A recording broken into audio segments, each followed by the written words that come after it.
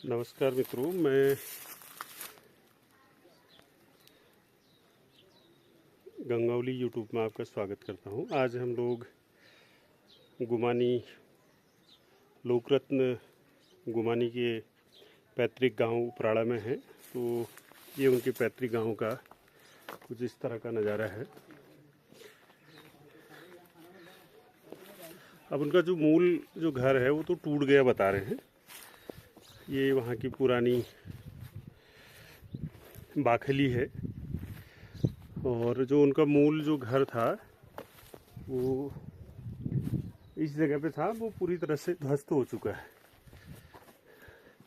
तो आज उनके 235वां जन्मदिन यहाँ पे मनाया जा रहा है। उसमें उपराड़ा गांव के जो होली है, गुमानी होली और पहाड़ हिमालयन ग्राम विकास समिति और बेरीनाग डिग्री कॉलेज और गंगोलीहाट डिग्री कॉलेज इसमें संयुक्त रूप से इस प्रोग्राम को यहाँ पे मना रहे हैं। तो गुमानी से संबंधित बहुत सारा जो साहित्य है उस पर आज प्रोफेसर उमा भट्ट जी ने विस्तार से चर्चा की। तो उसको आप मेरे इस ब्लॉग में देखेंगे। तो आशा है कि आप इस वार्ता को ज़्यादा से ज़्यादा लाइक, सब्सक्राइब और शेयर करेंगे। बने रहिए वीडियो में। गुमानी जी का जो पैतृक जो पुरखों का जो आवास था, उनके जो वंशजों का आवास, कुछ ये लोकेशन बता रहे हैं। नई पीढ़ी को तो पता नहीं है, पुरानी पीढ़ी वाले बता रहे हैं। तो करीब यहाँ पे उनका घर रहा है। तो ये देखिए, अब ये जो शेष घर भी हैं ये भी पूरी तरह से जीर्ण शीर्ण स्थिति में हैं।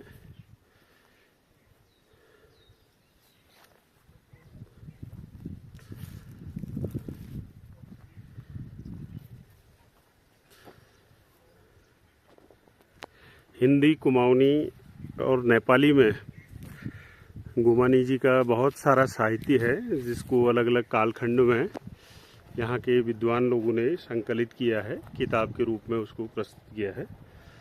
तो आज गुमानी जी का 235वां जन्मदिन ये इनके पैतृक गांव में मनाया जा रहा है। तो बहुत सुंदर बाखलियाँ हैं यहाँ पे, लेकिन जो अब पूरी तरह से जनशून्य हो चुके हैं।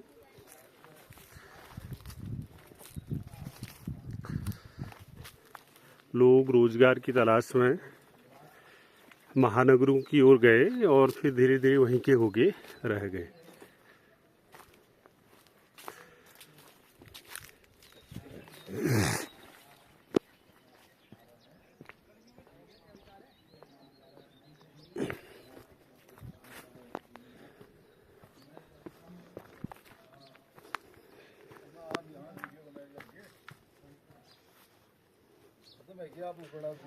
हाँ,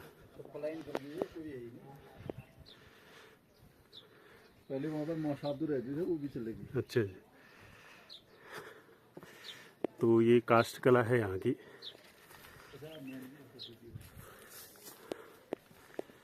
ये जो खूली का गणेश कहते हैं वो भी बने हुए हैं, हाथी भी हैं। तो ये पुराने कुमाऊं की वास्तुशिल्प रही है। काफी लंबी बाखली है ये।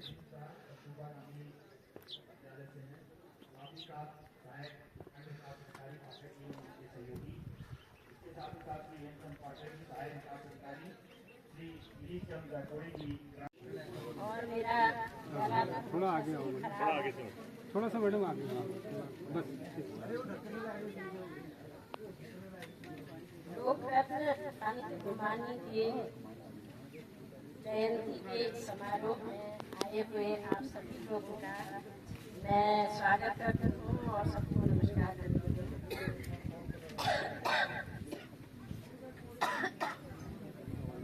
आप इस समय हो गया जब से मैंने मंच पर आकर बोलना बिल्कुल छोड़ दिया।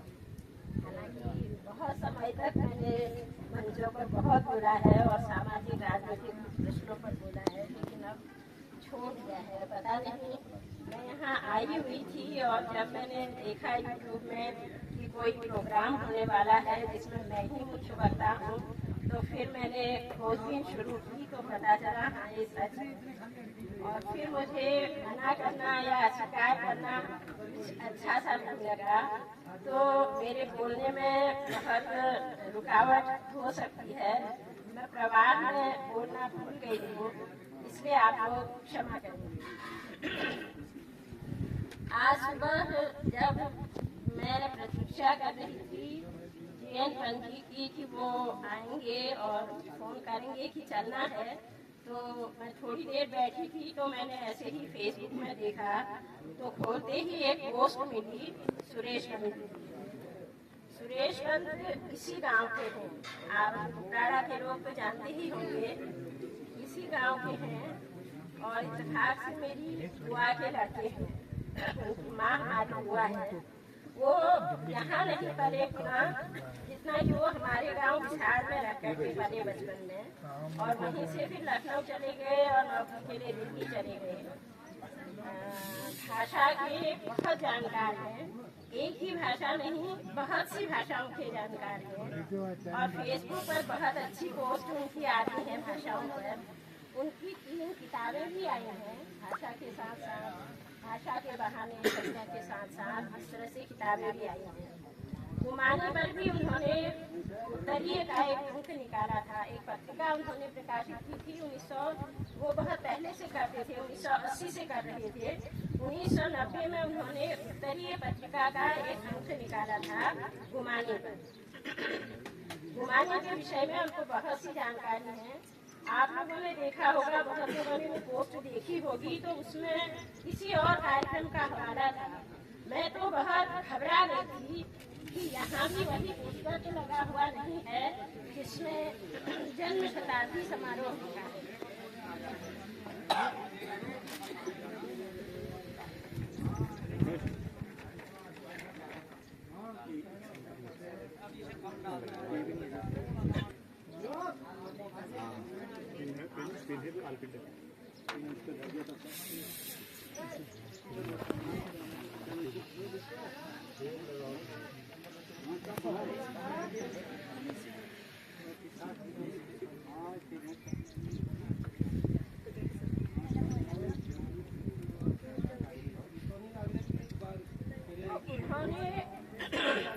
सुरेश पंजी ने जो पोस्टर गुमानी को लेकर के आया होगा फेसबुक में, उस पर टिप्पणी करते हुए कुछ ज्यादा लिखी है, वो तो ठीक है, लेकिन एक बात उन्होंने हमारे काम की लिखी है जो हम सबको जाननी चाहिए। वो ये है कि उन्होंने लिखा है कि गुमानी जी का पहला शताब्दी समारोह 1890 में अंग्रेजों ने एमजे स्कूल अल्मोड़ा में मनाया। ये जानकारी तो अभी तक कहीं प्रकाश में नहीं आई, और जिसमें छाना गांव के देवीदत्त पांडे को गुमानी जी की बिखरी हुई रचनावली के संग्रह और प्रकाशन का काम सौंपा गया। ये जो देवीदत्त पांडे हैं, ये गुमानी की बेटी के बेटे और छाना गांव के निवासी। आज हम जो कुछ भी गुमानी पर कहते हैं, लिखते हैं, पढ़ते हैं, उस सब के पीछे इनका काम ही है कि गुमानी कवि विरचित, गुमानी कवि द्वारा विरचित संस्कृत एवं भाषा का, ये उस संकलन का नाम है जो देवीदत्त पांडे जी ने तैयार किया। अब पता चला कि 1990 में अंग्रेजों ने ही, अब वो अंग्रेज कौन, उस समय के कोई अधिकारी ऐसे रहे होंगे जिसने कहा। इससे मेरी भी एक धारणा जुड़ी है जो मैं फिर बाद में आपको बताऊंगी। तो ये किताब 1897 में प्रकाशित हुई। 1846 में गुमानी की मृत्यु हुई। उपराड़ा गांव में। और 1897 में देवीदत्त पांडे ने ये संकलन तैयार किया। आज हमारे सामने जितनी भी रचनाएं गुमानी की हैं वो इसी संकलन में है। ये संकलन इटावा से प्रकाशित किया गया और फिर ये गाँव के कई जो विद्वान लोग थे उनके घरों में ये मिला, कई जगह मिला। उनके बच्चों के पास भी था, कुछ और लोगों के पास भी था। हमारे घर में भी एक प्रति थी। हमारे घर में तो ऐसे आई थी, शेखर पाठक भी कहीं से ले आए होंगे, खोजी प्रवृत्ति के हैं। तो उन्होंने मुझे ये प्रति 1990 के आसपास की, जिसमें से फिर मैंने भी कुछ आगे पढ़ने लिखने का काम किया। तो मैं ये कहना चाहती थी कि गुमानी की जन्म शताब्दी सर्वप्रथम 1890 में मनाई गई, क्योंकि 1790 में उनका जन्म हुआ था। अब ये 1790 और 1791 में भी थोड़ा मतभेद, काट लो फिर इसको, क्योंकि संबत तो मैं भूल जाऊंगी। जो विक्रम संबत दिया हुआ है उसमें 57 वर्ष जोड़ करके ईस्वी सन हम लोग घटा करके 57 वर्ष घटा करके ईस्वी सन और 78 वर्ष जोड़ करके शाखे निकाल करके, तो गुमानी की जो जन्मतिथि दी गई थी उस पर 57 वर्ष जब जोड़े तो वो सीधे 1790 में पहुंची। लेकिन बाद में एक और विद्वान है कैलाश चंद्र लोहनी, कैलाश चंद्र लोहनी जी ने ये हिसाब लगाया कि जनवरी में सन बदल जाता है और विक्रम संवत में मार्च अप्रैल या मार्च अंत में बदलता है। तो गुमानी जब पैदा हुए तो सन तो बदल गया था, विक्रम संवत नहीं बदला था। इसलिए उन्होंने कहा कि 1791 लग गया। आज जो ये कहा जा रहा है कि 235वीं 35वीं जन्मतिथि है, तो इसलिए कि 1791 को जन्मदिन माना गया है। ये सवाल सुरेश जी ने भी उठाया कि अब तो 236 साल हो गए और ये आयोजक इसको 235 कहते हैं। तो अगर आप 1790 ही जन्मदिन मानते हैं तो फिर 236 साल हो गए हैं, और अगर 91 मानते हैं तो ये, तो विद्वानों में इस तरह का विवाद तो चलता ही रहता है। और आजकल ज्यादातर लोग 1791 सन गुमानी के जन्म का मानते हैं। गुमानी एक प्रकार से खो गई सबके लिए, है ना, हम सब लोगों के लिए। लोगों की स्मृति में थे, गांव वालों की स्मृति में थे, कुछ विद्वानों की स्मृति में थे, लेकिन आम चर्चा उन पर नहीं थी। 1960 के बाद इस इलाके के, उत्तराखंड के कहना चाहिए, कई विद्वानों ने जब अपनी भाषा, अपना लोक साहित्य, विशेषकर लोक साहित्य की खोज की और लोक साहित्य के संकलन प्रकाशित किए, तो उस समय गुमानी की ओर भी ध्यान दिया। सबसे पहले मैं सोचती हूँ कि डॉक्टर त्रिलोचन पांडे जी ने गुमानी को प्रकाश में लाया। उन्होंने अपनी किताब गुमाओं का भाषा और साहित्य है, उसमें उन्होंने गुमानी का जिक्र किया। लेकिन उसके बाद धीरे धीरे और भी जो शोधकर्ता थे, रिसर्च स्कॉलर थे, उन लोगों ने गुमानी पर लिखना शुरू किया।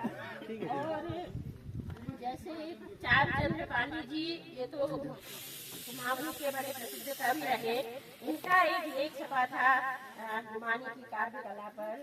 या डॉक्टर भगत सिंह, इन्होंने एक किताब रिसर्च जो इन्होंने की थी उसका शीर्षक था हिंदी साहित्य को पूर्वांचल की देन।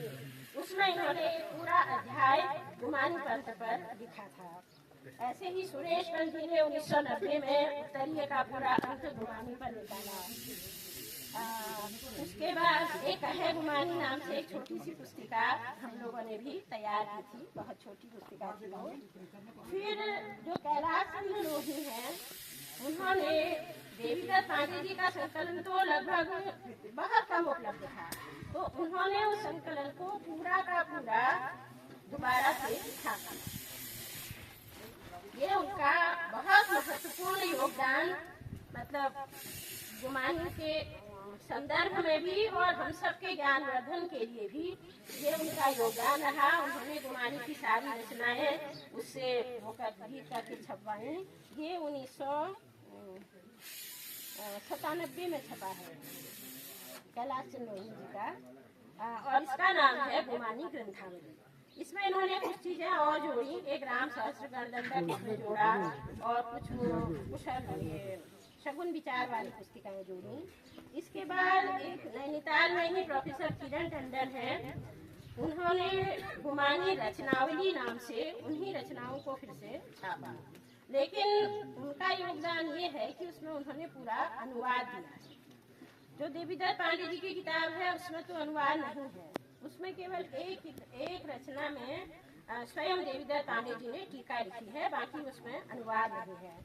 तो किरण टंडन की किताब से गुमानी रचनावली के नाम से उन्होंने प्रकाशित करवाई, और उससे ये फायदा हुआ कि हम लोग जो एकदम से संस्कृत नहीं समझ सकते, उस अनुवाद के सहारे गुमानी की कविता को समझ सकते हैं।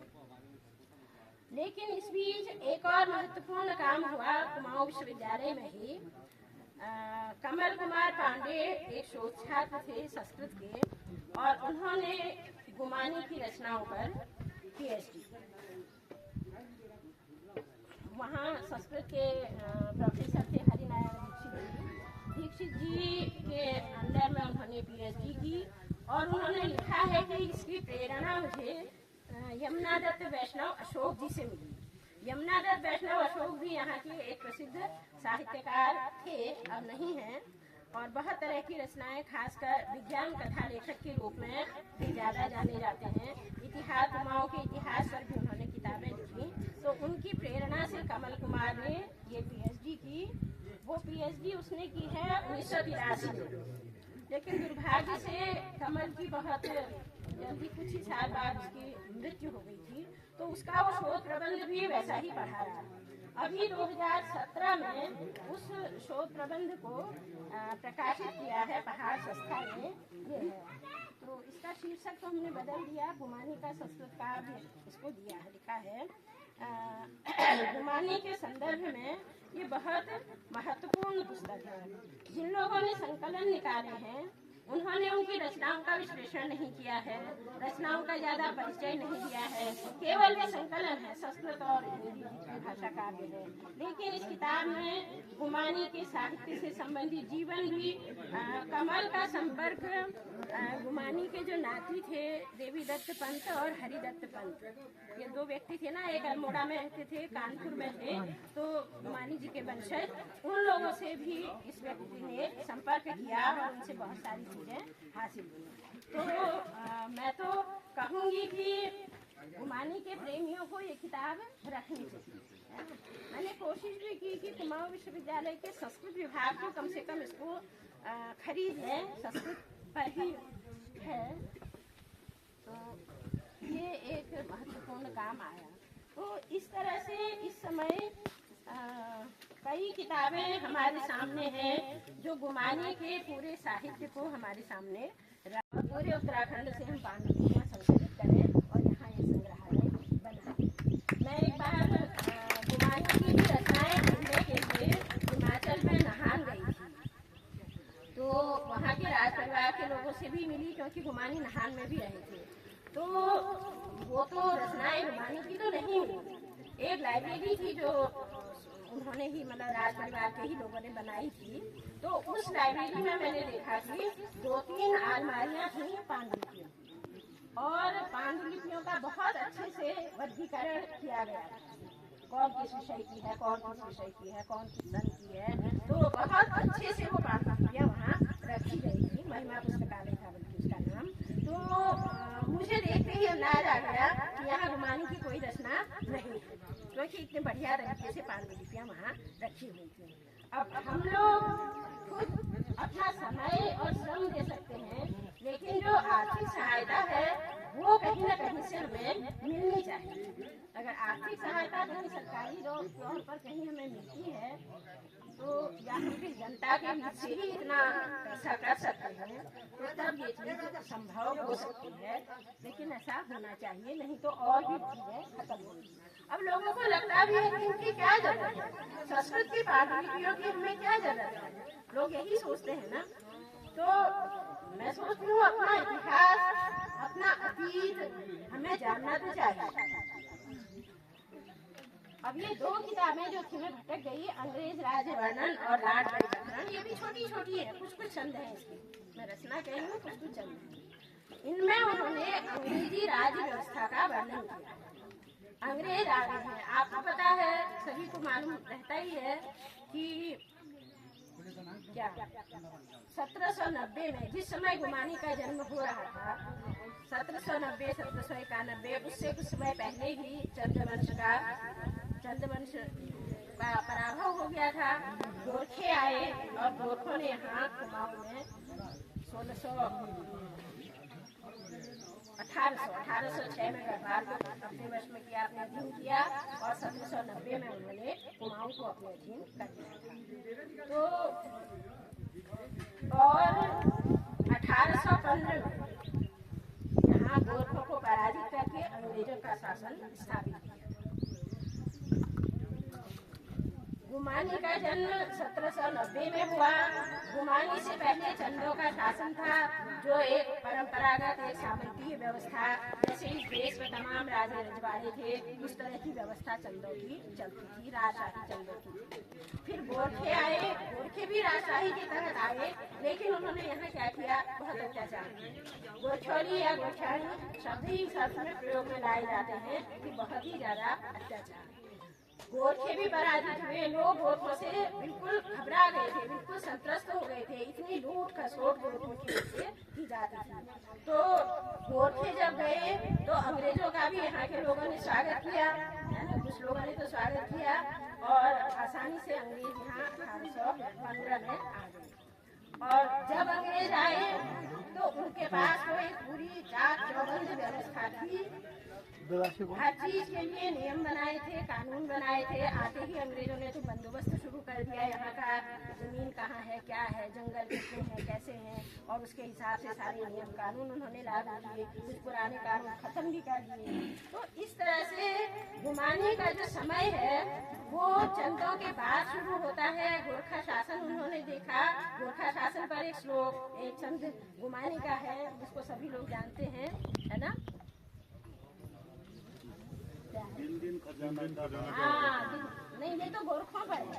दिन दिन खजाना का भाग का वो बना ले, क्या है, ढाई शिव चुली में बाल एक तदपि मुल्क तेरो छाड़ी कोई न भाजा, इति बदति गुमानी धन्य गोरखाली राजा। मतलब गोरखों ने अपने खजाने का भार जो है वो बेकार करवा करके लोगों के सिर पर इस तरह से घुमाया कि चुली के बाल सबके उखड़ गए, और फिर भी गोरखों का राज्य छोड़कर कोई बाहर नहीं गया। ये तो उन्होंने गोरखों पर कहा। लेकिन जब अंग्रेज आए और अंग्रेजों ने अपनी व्यवस्था लागू की, तब भी गुमानी ने एक छंद लिखा, एक ही छंद है वो, हिंदी में, पल्ले महल उड़ाई नंदा, अंग्रेजों ने अंग्रेज का नक्शा और करा, विष्णु का देवाल उखाड़ा, बेड़ी खाना मल्ले महल उड़ाई नंदा, बेड़ी खाना कहाँ धरा। इससे पहली लाइन, मोड़ी का नक्शा और का ही और कराई। एक लाइन और है जो अभी इसको देखो। तो गुमानी ने अंग्रेजों का राज्य आता हुआ देखा, व्यवस्था होती हुई देखी, और फिर उस व्यवस्था पर उन्होंने संस्कृत में कविता में कुछ छंद लिखे। तो वो छंद अंग्रेज राज्य वर्णन है। उसकी विशेषता यह है कि पहले तो वो कहते हैं कि भाई अंग्रेज आए तो पुल बना दिए गए, बंगले बना दिए गए, सड़कें बना दी हैं, है ना, इस तरह की व्यवस्था कहाँ से ये आया। जो गुमानी की खड़ी बोली की कविताएं हैं लगभग वही संस्कृत है, अंग्रेज राज्य वर्णन में वही है जो उनका कुमाऊं की खड़ी बोली कविता जो गुमानी की है, वही सब अंग्रेज राज्य वर्णन है। और लाट गए प्रकरण में उन्होंने व्यवस्थापन लिखा है कि 2 लाट होते हैं, एक जंगी लाट होता है, एक फौजी लाट होता है। इस तरह से कि क्या इनकी कोई व्यवस्था है। इस काव्य की विशेषता ये है कि इसमें उन्होंने अरबी, फारसी और अंग्रेजी के शब्द संस्कृत भाषा में इस तरह से प्रयोग किए हैं कि वो लगता ही नहीं कि ये संस्कृत भाषा है और ये अरबी भाषा। उन सारे शब्दों को इतने सही से घुला मिला करके गुमानी ने उसमें ढाल दिया है। तो इसका मतलब क्या है कि भाषा में सिद्ध हस्त थे गुमानी। लिखने में कहीं संस्कृत में गुमावनी मिला दो, संस्कृत में नेपाली मिला दो, हिंदी में अंग्रेजी मिला दो, संस्कृत में अरबी फारसी मिला दो। हालांकि इस तरह की रचनाएं पहले भी हुई हैं। एक लक्ष्मीपति कवि थे यहीं के गुमाओं के लिए, उन्होंने फर्रुखशियर चरित्र लिखा, तो उसमें भी उन्होंने इसी तरह के शब्दों का प्रयोग किया। तो गुमानी की काव्य कला का ये भी एक नमूना है जो उन्होंने दिखाया। और कहीं कहीं लोकरत्न लक्ष्मी नंदन भी मिलता है। जो उपराड़ा वालों की वंशावली है, पिछली बार में मांग के ले गई थी यहाँ से, उस वंशावली में लक्ष्मी नंदन और पोस्ट में गुमानी ऐसा लिखा है। तो मेष राशि थी उनकी, है ना, लोकरत्न। ये गुमानी कहाँ से आया? कुछ लोगों ने कहा कि वो काशीपुर के राजा गुमान सिंह देव के आश्रय में रहे, इसलिए उनका नाम गुमानी पड़ा। लेकिन ये बात सही नहीं है। गुमान सिंह देव तो बाद में हुए राजा, 1812 में वे राजा हुए, और गुमानी तो 1790 में पैदा हुए। पैदा होती ही नाम मिल जाता है। गुमानी की एक और चीज है, एक और खास बात की ओर मैं ध्यान दिलाऊं, एक जन्म कुंडली मिली है। जन्म कुंडली तो हमारे यहाँ बनाने का रिवाज था ही। उसमें कई तरह के चित्र भी बनाए जाते थे, पूरा भाग्यफल बताया जाता है, पूरा वर्षफल बताया जाता है, बहुत लंबी लंबी होती है। तो गुमानी की भी एक बहुत लंबी जन्म कुंडली है, अभी भी है। वो उन्हीं से, पोखरी वाले जो योगेश जोशी जी हैं, आप लोग जानते होंगे उनको, उन्हीं के द्वारा प्राप्त। मुझे भी उसे देखने का अवसर मिला। तो उस जन्म कुंडली में एक और तो पूरी कुंडली है, और उसके दूसरी तरफ गुमानी की रचनाएं हाथ से लिखी हुई, कई रचनाएं उसमें लिखी हुई। तो ये भी एक आश्चर्य की ही बात है। अब कई विद्वान कहते हैं, जैसे कैलाश लोहनी जी ने भी कहा, ये जन्म कुंडली प्रामाणिक नहीं है। तो मैंने कहा ठीक है, जन्म कुंडली प्रामाणिक नहीं है तो वो गुमानी की ही सारी बातें तो उसमें है, और उनके पीछे जो उनकी रचनाएं लिखी हुई हैं। अब वो जन्म कुंडली का खुद गुमानी ने बनाई है या किसने बनाई है, या बाद में गुमानी ने उसमें कुछ जोड़ दिया है अपने हाथ से। तो उस जन्म कुंडली में एक श्लोक है कि पिता ने ये समझा कि मेरा लड़का बहुत विद्वानों के बीच में अजय होगा, इसलिए उन्होंने प्रेम से अपने लड़के का नाम गुमानी रखा। आप समझ सकते हैं कि ब्राह्मणों में तो ऐसे नाम रखने की बिल्कुल परंपरा नहीं है, जिसमें उर्दू या फारसी का शब्द है ना, होशियार सिंह, फौजदार सिंह, है ना, होते हैं। लेकिन ब्राह्मणों में कहीं किसी लेखक के नाम में तो कहीं नहीं मिला उसको, मतलब ये हमारे इस इलाके में तो। और गुमानी ने उस नाम को स्वीकार किया, और उन्होंने अपनी तमाम रचनाओं में अपना नाम गुमानी ही लिखा है। रचना के अंत में कवि लोग अपना नाम अक्सर देते हैं। हालांकि संस्कृत साहित्य में ये परंपरा नहीं है। संस्कृत के कवियों ने अपना नाम पुष्पिका में वो देते हैं। काव्य जहाँ पर पूरा होता है वहाँ पर 3-4 लाइन की पुष्पिका होती है, मतलब एक वाक्य होता है कि ये वाक्य इस कवि ने इस सन में ऐसे ऐसे पूरा किया। तो गुमानी ने अपनी रचना के अंत में अपना नाम दिया है, और नाम गुमानी दिया है, और उस गुमानी के संस्कृत भाषा के हिसाब से रूप चलाए हैं। जैसे सप्तमी में वो लिखते हैं गुमानी, द्वितीया में वो लिखते हैं गुमानिना, है ना। जैसे संस्कृत में गुमानी ह्रस्व कर दिया जाए वो, तो उस तरह से उन्होंने कहीं भी अपने साथ पंत नाम नहीं जोड़ा। भगत सिंह ने जो किताब लिखी हिंदी साहित्य को पूर्वांचल की देन, उसमें उन्होंने एक अध्याय पूरा गुमानी पर लिखा है और उसमें गुमानी पंथ लिख दिया। और वैसे भी लोगों को जानकारी तो थी ही, उपराड़ा के हैं, पंथ हैं, तो लोगों ने तो कहना शुरू ही कर दिया कि गुमानी पंथ है ना, लोक रत्न। उन्होंने देखिए ये भी एक महत्वपूर्ण बात है, किसी भी रचना में न लक्ष्मी नंदन नाम आया है न लोक रत्न नाम, किसी रचना में उन्होंने उससे अपने को जैसे बिल्कुल अलग करके गुमानी नाम स्वीकार किया है, जो कि एक फारसी से आया हुआ शब्द है ना, और उसको उन्होंने अपने लिए स्वीकार किया। ये गुमानी के व्यक्तित्व का एक और पहलू है। और जो उन्होंने समस्यापूर्ण के काव्य में संस्कृत के बीच में पहाड़ी भाषा को डाल दिया है, तो वो भी इसी तरह की चीज है। पंडितों की भाषा है संस्कृत, है ना, उसमें वो पहाड़ी ले आते हैं, लोक भाषा को ले आते हैं।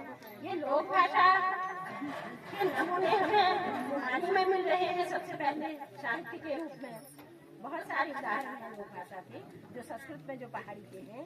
तो ये भी तो एक अलग बात है ना, ये भी एक मतलब रटी रटाई परंपरा से आगे बढ़ने से अलग है। मेरे बाद अभी बहुत सारे वक्ता हैं और मैं उम्मीद करती हूँ कि मेरी बातों पर सब जरूर कुछ न कुछ टीका टिप्पणी करेंगे और अपनी असहमतियाँ या सहमतियाँ भी व्यक्त करेंगे। इसीलिए जो भी मुझे सूझ रहा है तो उसमें कहना चाहती हूँ, या जो भी मुझे लगा गुमानी को पढ़ते वो मैं कह रही हूँ। तो जो इनका कुमाऊनी में लिखना, नेपाली में लिखना, खड़ी बोली हिंदी में लिखना, अब खड़ी बोली हिंदी जो थी उसको हमारा जो अग्रदूत माने जाते हैं वो भारतेंदु हरिश्चंद्र माने जाते हैं।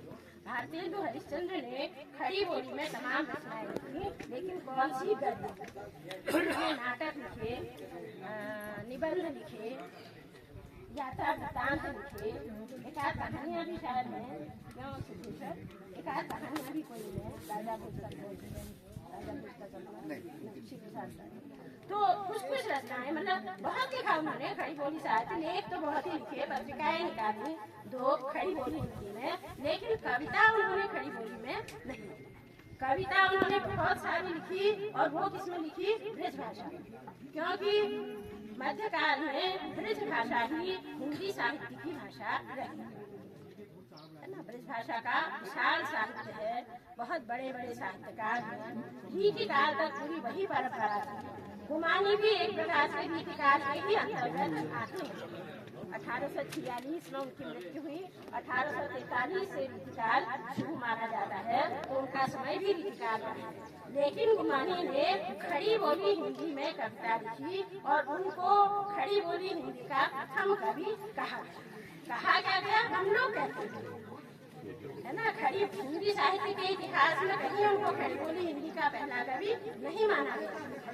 श्रीधर पाठक को सम्मान प्राप्त है, जिन्होंने की श्रीधर पाठक की रचना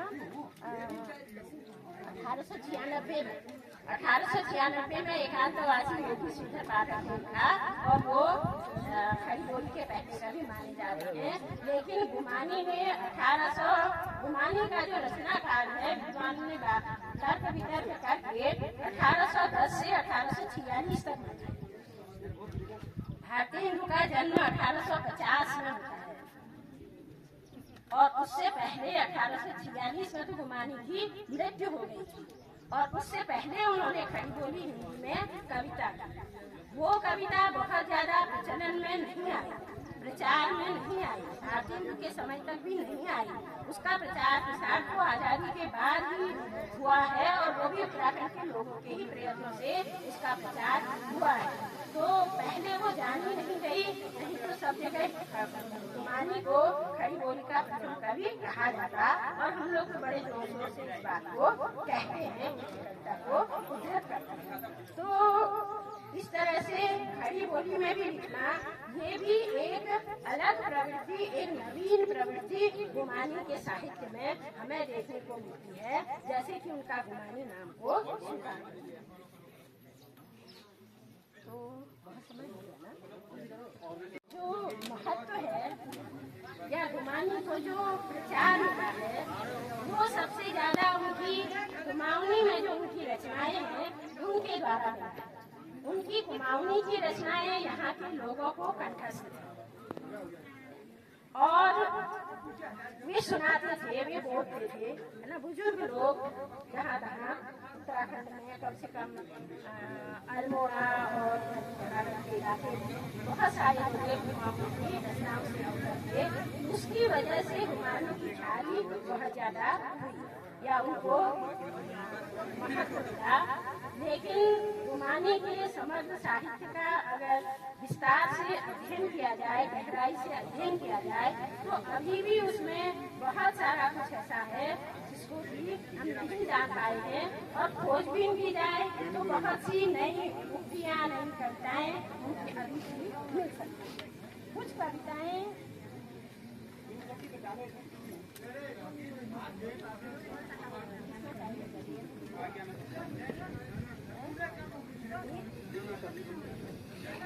चलिए मैं एक कविता केवल सुना देती हूँ। देवता सोगान से है, कितनी कोमल इसमें भाषा है। या पराधादनम नृत्य संपादनम वल्लकी वादनम कल्पनंती जवान भक्त प्रचारिणी भव्य विस्तारिणी भूयसा हारिणी मंडला दंडवान यत्तनु ध्यान तो नाधिगम्यान तो ज्ञान मज्ञान तो मुच्यते तत्पतात् सा निसर्गतरम जीविका चंद्रम प्राप्य नः सत्वरम भारती।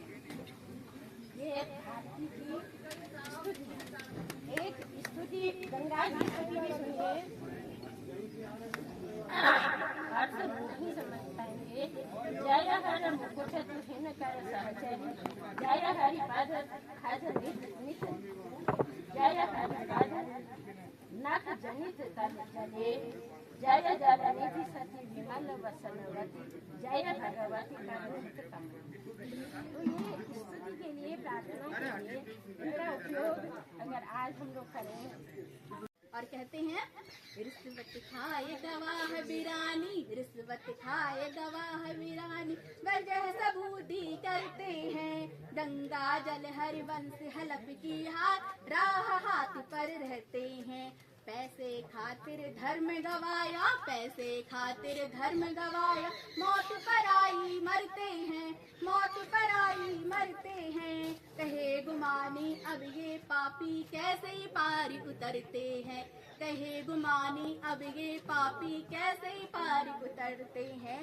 जो है जाली बड़ा सवाली, देखिए जो जाली है वो अपने आप को कितना मजबूत समझ रहा है कि जो है जाली बड़ा सवाली पापों से ना डरता है। लिखे बनाए तमस्सुक झूठे गवाहों को झड़ता है। तमस्सुक कहते हैं दस्तावेज को, कि वो झूठे दस्तावेज बना करके झूठे गवाहों के साथ में अपना जो है वो निर्णय करा ले जाता है। और फिर आगे लिखते हैं सो रिश्वत से डिग्री पावे, सो रिश्वत से डिग्री पावे, सच्चा रो रो बनता है।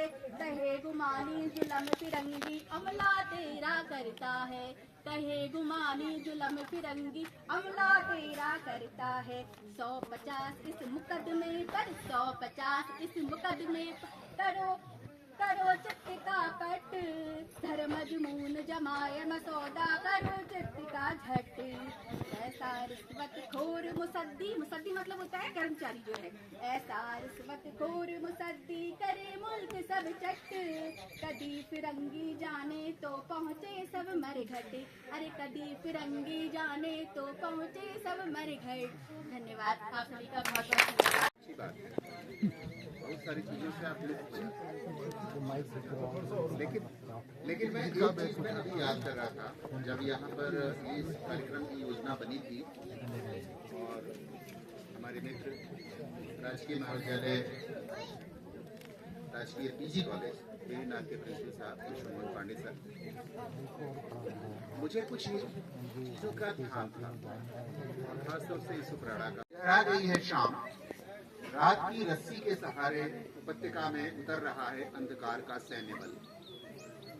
अता पता नहीं है चंद्रमा का, चुप है आकाश, सहमे सिमटे हैं तारक दल, जारी है जुगनुओं की क्रीड़ा, बज रहा है झुंगरों का वाद्य यंत्र लगातार और चमक रहा है आड़ू का फूल। मैं आश्वस्त हूँ, हर जगह है कविता, हर जगह है कविता की जगह। धन्यवाद। और एक पीढ़ी तो मुझे जानती है, और जो वर्तमान पीढ़ी मेरे सामने बैठी है, मैं जजूड़ बैतीराज देवकीनंदन पंतजूना सबने नानपाल चेल छू। मैं प्राइमरी पाठशाला हरसाथल बैठे पढ़ो, विवाह दशेथल बैठे पढ़ो, गंगुरहाट बैठे पढ़ो। यो ब्लॉगर गिरीश चंद जोशी मेर बाल सखा छन, यो और मैं दगड़े पढ़छा, और ले बहुत लोग से नीला बैठी। मैं क्लास में फेल है जो तुम्हारे क्लास फेल हो गया मैं आपका फेल हुआ आदमी। चलो और ले बातचीत है और आज बड़ी सौभाग्य बात से हम अपन पूर्वज में बात करने थे इल्ला इकट्ठे है रहे वी संयोग करने में आपको दगड़ शेयर करण बहुत जरूरी समझो। यो बीणा कॉलेज प्राचार्य महोदय प्रोफेसर बीएम पांडे जी और यो सिद्धेश्वर सिंह जी और यो हमार दीदी और इनार जो देवता सनु हमार दादा शेखर दाव्या यो उमादीप है। यो विलक्षण रिश्ते सिर्फ पहाड़े में है सकन किले की जो हमोर जतु का आत्मी हूँ वी अगिन पे हम दाद लगुनु शेरदास हो लसदास हो शेरदा नकुना पूर्वी नाम हम शेरदा लगा फिर हम अपना आत्मीयता वहां जाने पुजने कोशिश करनु। यो हमोर अपड़ियाट हो, यो हमोर पहाड़पन हो, तो हमें दीदेला बैठे जरूर लंब वक्तव्य हमें सुनो। और यो आज जो एला आयोजन है ये आयोजन शुरुआत ले मैं बतूर सा आपको दे तो प्रोफेसर बीएम पांडे जी और मैं रामनगर कॉलेज में 10-12 साल लगातार दगड़े नौकरी करी और ये जतु कर्मठ छन तो मूवी साक्षी छू। जब इन्होंने बीणा कॉलेज में पीजी प्रिंसिपल में जब इन्होंने प्रमोशन भी हो एक संयोग जो कि मैं थे कह रहे चीज जब तुम और प्रमोशन हो उस दिन जब तुम ज्वाइन कर ला मुझे हुआ और मैं आई हूँ और वी बार इन्हें मैं अपन कॉलेज में वक्तव्य धरने थे बोला उस दिन ये है बड़ी हम महाकाली का मंदिर गया मंदिर बैठे मैं कण उमाओ से आए कि मैं कॉलेज जानते हैं मैल अपन डांसना दोस्त गिरीश जोशी फोन करो तू कहाँ से तो मारियो मु खेत में सु मेरे को मोलते ही वहाँ पे हम आ गया तो मोलते आवे करीब 2.5 घंटे 3 घंटे वहाँ बैठा और विधि ने परिणय किसी यो कार्यक्रम और ये कार्यक्रम में प्रोफेसर सिद्धेश्वर सिंह आधिकारिक विद्वान गणाई गंगोइल कॉलेज बैठे अपन नौनिहालन लिबेर आ रही बीणा को पूरी स्टाफ आ रहा और हमारे सुनोल बिठे लिबेर धुरोल जाने का सब लोग इल्ला हम इकट्ठे छू और जने हम चर्चा करा रहे तो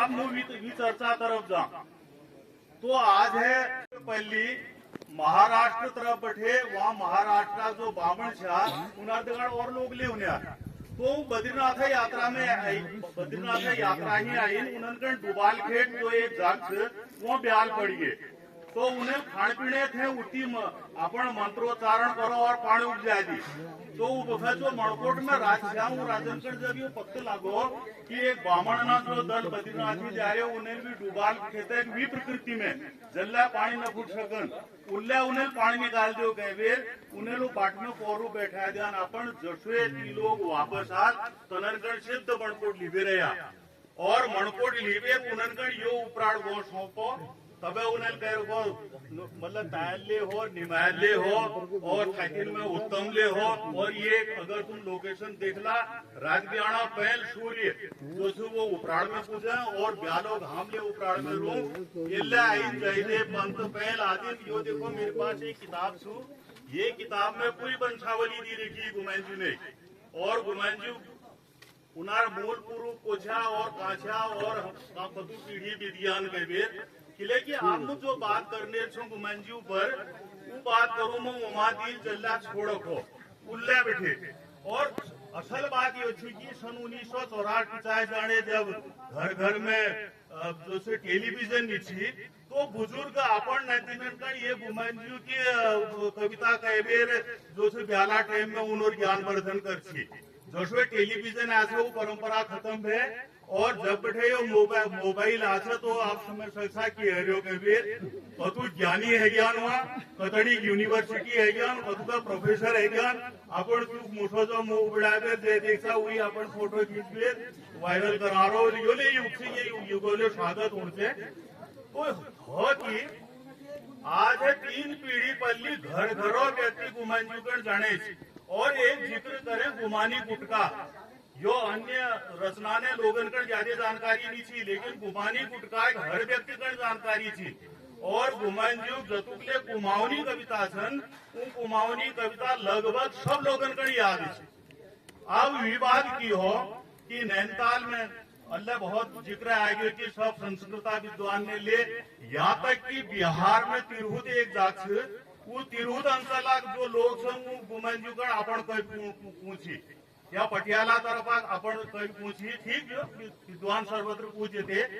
तो विवाद की हो नैनीताल में जो संस्कृत विभाग से भी प्रोफेसर श्री हरिनारायण दीक्षित, तो उन्हें लियो के पांडे जी गई मैडम जो पीएचडी करा, उल्ला बैठे जिक्र हूं शुरू हो कि गुमानजू पोषण और गुमानजू जो कृतित्व छू कतुक विराट से, लेकिन जो ये शोध कार्य उन्हें विश्वविद्यालय तक सीमित रह जनन। अब मैं जो इला बैठान मंचाशी इन्हें लिए किताब निकाली कहे गुमानी शेष गुमानी, और शेष गुमानी या कहे गुमानी किताबें और वीक सार श्रेय ये उमादिकर जा और शेखर जाकर जा कि इन्हें लिए पुस्तकाकार रूप में वी चीज के लाई, और जो बिल्कुल ये धरती में ये चीज छन, लेकिन कहाँ छन यो के मालूम नहीं।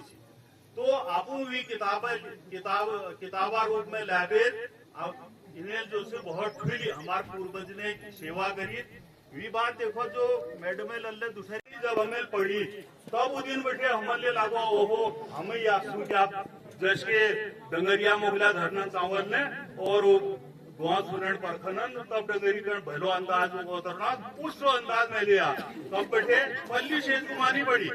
कारण ये छू हम विद्यार्थी छू तो तू लगारी बुद्धि नहीं थी। और विवाद जब मैं पता लागो कि हरिनारायण दीक्षित जी किशन या शेखर पाठक जी की चीज छन, लेकिन विद्यार्थी जीवन में ये चीज ने ज्यादा होश करूँ तब कही गए उम्र अगला बैठ करके जब अकल आचर पे मुझे लाइक बसिल बैठे और मुझे ये उठे जाते रहूं और हर जाग ऐसी का बोलते रहो।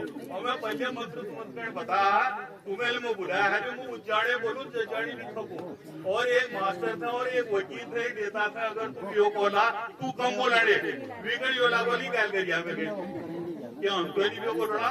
खैर सब नाम में भली कर हमें देखिए, और इसी के बेर हमारे विचार बनी रहो, और इसी के बेर हमारे पूर्वज अपन करिए था कि माटी में इकट्ठे उन्हें बुद्धि देते रहो। और मैं पुनः एक बार बहुत बहुत धन्यवाद करूं प्रोफेसर उमा पाठक जी और मेरा अभिन्न मित्र प्रोफेसर बीएम पांडे जी, मेरा मित्र सिद्धेश्वर सिंह जी और ये सम्मानित सर्वे मंच। और सपड़ गई तो पहाड़ों की लोगों की है, सपड़ गए सिद्ध ने बिगड़ गए नाथ ने, जो मंच संचालक करा रहे हैं जो संचालन करा रहे हैं, मैं इन्हें धन्यवाद दूं। बहुत गुरुतर काम हो, संचालन करण कठिन काम हो, कोई शाहजाल को और मैं थे बैठ से कहा कही एक चीज ना घड़ी देखना पड़े, तो इन्होंने बहुत बहुत धन्यवाद। यहाँ जो पेड़ पौध यो ढूंगा पाथर हमारे आवाज सुना रहे इन्होंने धन्यवाद, सब इष्ट देवतना ने धन्यवाद, और सब ने ठूस धन्यवाद तुम श्रोताना।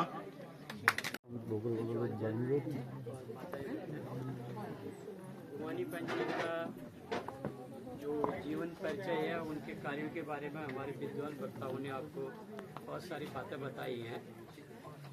और मेरा एक अनुरोध है इस कार्यक्रम के माध्यम से, हम सरकार से चाहेंगे, पहले भी ये बातें हुई है कि गुमानी पंजी को सच्ची श्रद्धांजलि तभी हो सकती है जब यहाँ पर एक गुमानी पंजी के नाम से उनके याद में एक कोई गुमानी शोध संस्थान की स्थापना हो।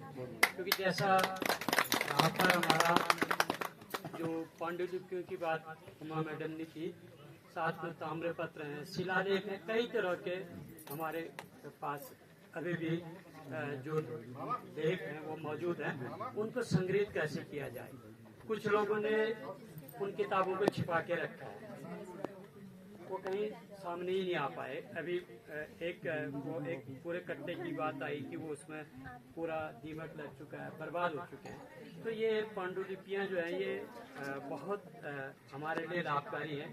जैसा भेषज मंजरी की बात बताई आपको, उसमें क्या अस्थाना जी उस पर आगे काम कर रहे हैं। तो हमारे बच्चों के लिए इस शोध संस्थान के साथ और नई चीज़ों की भी जानकारी देने के लिए उस पर कुछ इस प्रकार के कार्यक्रम सम्मिलित हो, उसमें यहाँ के बच्चों को कैसे उनके हुनर को निखारा जाए।